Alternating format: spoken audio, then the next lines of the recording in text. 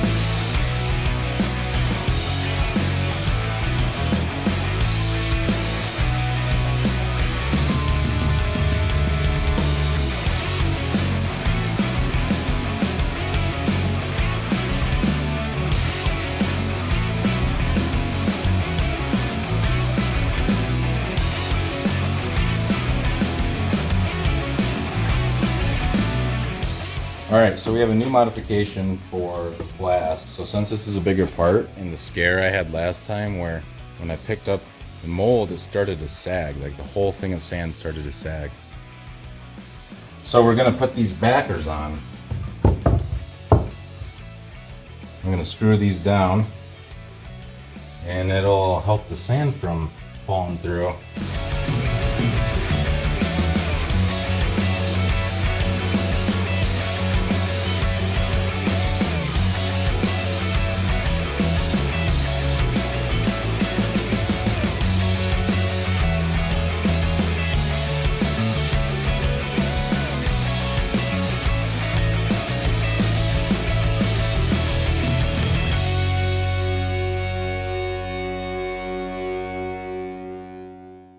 So I want to try a slanted pour too. So I'm going to pour with this tilted at an angle so that way all the metal flows down towards the point and so gravity can kind of assist it.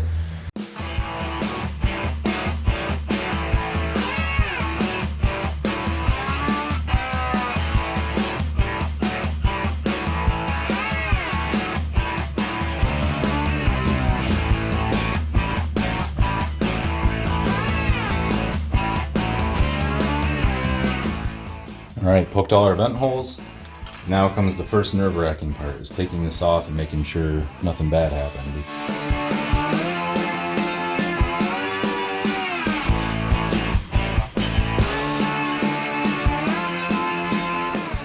The whole thing wants to come out. Yeah, that just wants to come right out. That's not good. Well, I'm gonna have to pound in the sides a bit more and get it to stick, hopefully enough for me to take this off and work on it more. Now I just hope I can do what I need to do and get it back on without messing everything up.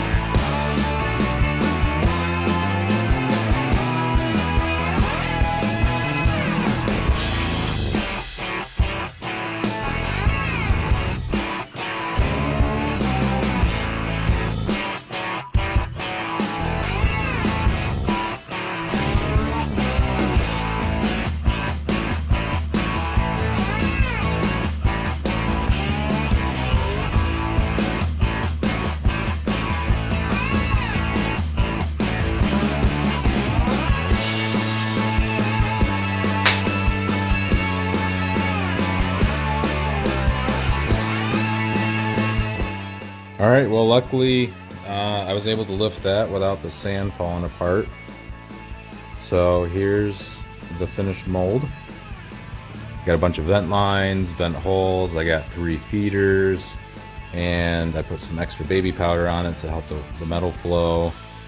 And yeah, I think the mold turned out fantastic. I think it's damn near perfect. So now the only thing we need to do is try to get it back on without it messing up. We gotta be quick, but not too quick.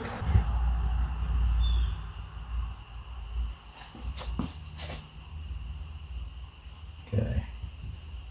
Feels like it had a little bit of sag, but as long as I leave it like that, I think we're good. All right, so now the only thing we need to do is wait until my furnace dries, because I completely forgot about that. Well, damn. I think we're gonna have to wait another day for the cement to harden. I think it's still a little wet. It's been raining outside every single day past few days. So I think the humidity in the air is just not letting it dry. Well, we'll check on it tomorrow. I really wanted to cast today because I don't like that sand mold sitting there. Okay, so we've been tempering the furnace for about half an hour now, and I'm trying to get any cracking, anything that would like try to fall down into the crucible, all settled out and settled down. And it started cracking at first, like you could hear little pops and stuff, but I haven't really heard anything in the past 5 minutes, so it's starting to really settle down and get to curing, I think. It's just been really hard for it to cure because it's been so rainy and cloudy and everything every day. It's so humid that the mortar can't really harden. And I felt it today, and it was definitely way harder than it was yesterday, but it was still a little wet, so I've been firing the furnace for a little bit, trying to get any residual moisture out so there's no like explosion or anything of concrete. It still might crack some more because this is a very low temperature. And for the aluminum bronze, we got to obviously melt down copper first, so that's got to get really hot. So I would imagine there's going to be more cracking and stuff, but that's fine. I think it should overall be okay. And then we're going to throw in the aluminum and turn it into aluminum bronze. So let's go get that weighed out and hopefully get this sword done.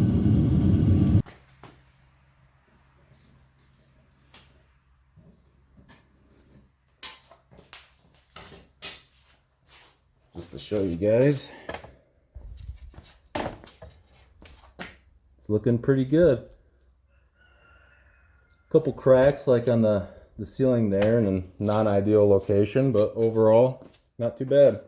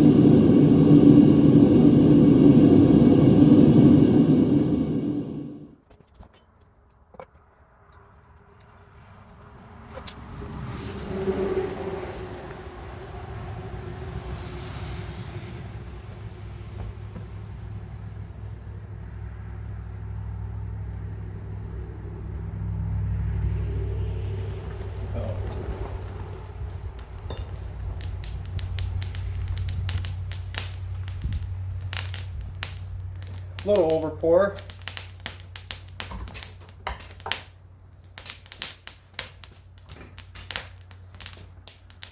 That's contracting a lot. Holy crap. It's like there's a big hole in the center.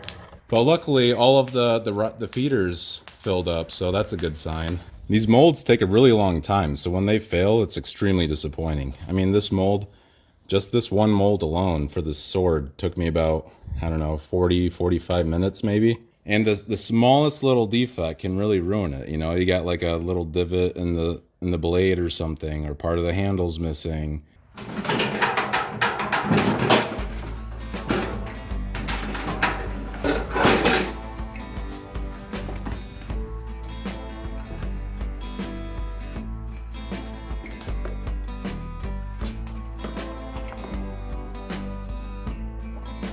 So far, so good.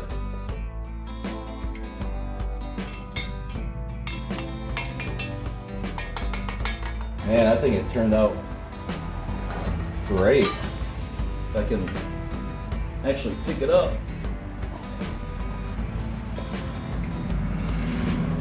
Oh my God, look at that.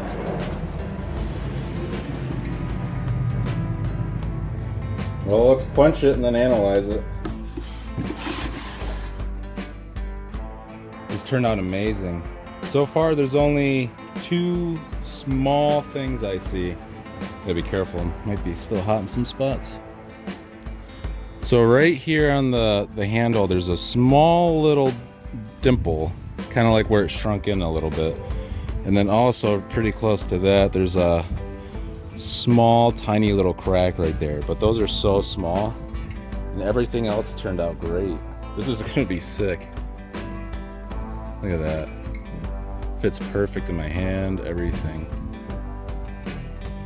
Well, let's go get all the feeders cut off and stuff and start doing the real work, the real casting work. Let's check out the furnace. Overall, I only see a couple small cracks. Man, this thing's like a brick. This thing is awesome. Yeah, this cement is great. Just gotta maybe patch those 2, but even these 2 holes aren't a big issue because you can see I don't want to touch it because it's hot, but that's the concrete underneath that I put on first, and then I put the cement on over it. So that, I think it was just a little bit too thick right there, or maybe it wasn't dried all the way, but this is the stuff I was using. The Rutland Dry Mix Refractory Mortar 2550. So definitely rated for what it says it is, because I mean, I was probably at a good, I don't know, what, like 2300 degrees. Okay, so one other thing I noticed, still not too big of a deal, but when I put the other section of the 3D print on top of the lower half, you can see it kind of offset a little bit. So I'm gonna have to do a little bit of grind work all the way around, because you can see like a little lip right there, little lip right there. And you can really see it on the bottom here. But it's still not that bad, and I can just grind this down, so we'll see what it looks like after.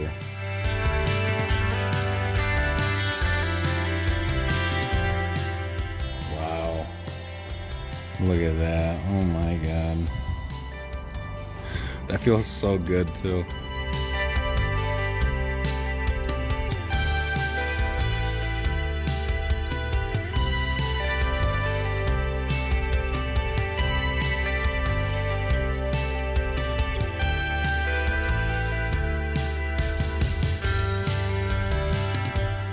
My God, this shit is ridiculously hard. I'm having trouble with files, with sanders, and I know I don't have the best quality stuff, but holy crap. I thought by reducing the amount of aluminum that it would have made it, you know, a little bit softer and easier to work with by having a higher percentage of copper. But I must have hit just that sweet point of the right amount of aluminum to make it like whatever maximum hardness it is.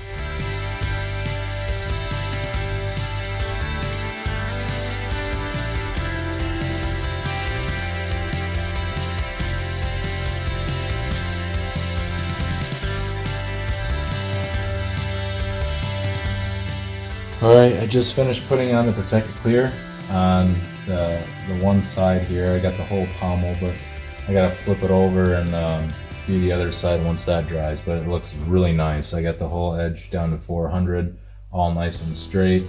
I got protective clear on the detail here in the midsection. I got protective clear on the sides and the pommel.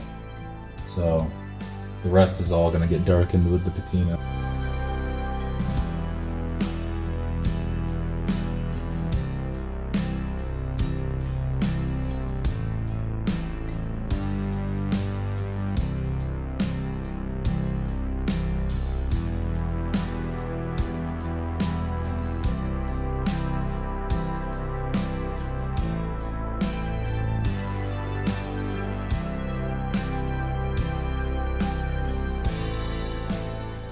I think I need like one more circle around it.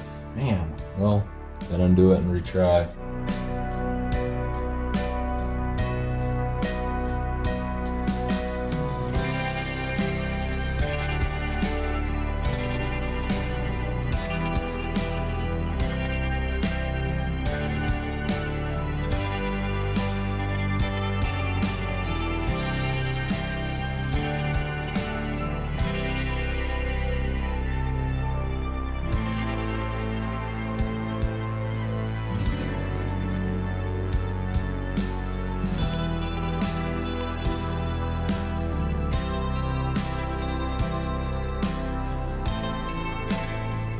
For now, we'll just put on the patina.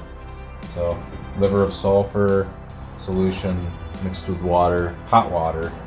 Let's see how it turns out. I hope I don't have to torch this one because I don't really want to ruin the blade.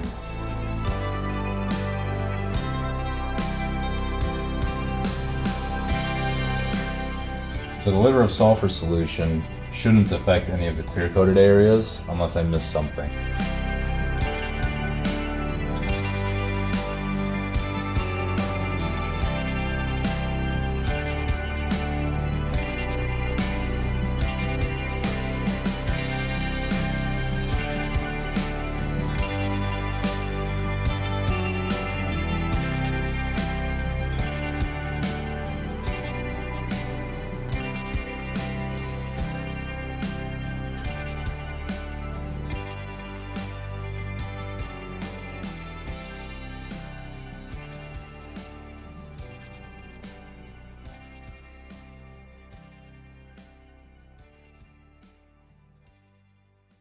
This took a long time to make, but man, the first sword turned out awesome. I'm actually really happy about it. I got basically every detail that I wanted. I was able to polish everything down nice and smooth, and I was even able to leave some darker color on a lot of the blade to leave some contrast. And I didn't do anything to this part. Very happy with it. Let me know what you guys think. Make sure to comment and subscribe and like the video. Thanks guys, and I'll see you next time.